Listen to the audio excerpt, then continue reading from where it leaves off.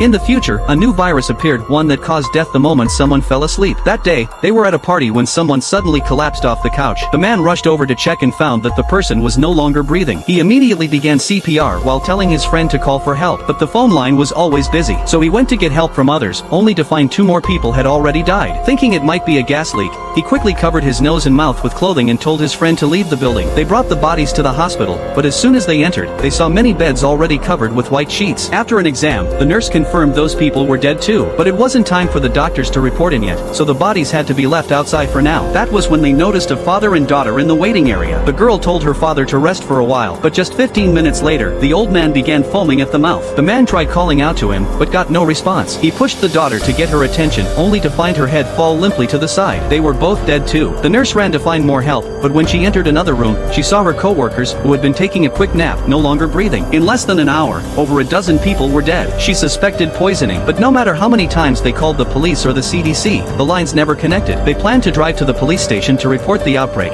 but just as they were leaving, the nurse noticed something terrifying. There was no one on the road. She believed the entire city had been affected. Sure enough, many people had died in their sleep, some in bed, some on the couch. Not a single living person was found on the street. The smart nurse quickly came to a chilling conclusion. A new virus had emerged, one that killed people as soon as they fell asleep. To warn those still awake, they decided to head to the late-night radio station, but just as they started the car, smoke burst from the engine. Meanwhile, the man finally reached his girlfriend by phone, but they had recently argued, and she hung up on him right away. With the car still broken down, he had no choice. He started running to her apartment. At that moment, his girlfriend was already lying in bed. When he arrived, he found the bed empty. He turned to check the other rooms.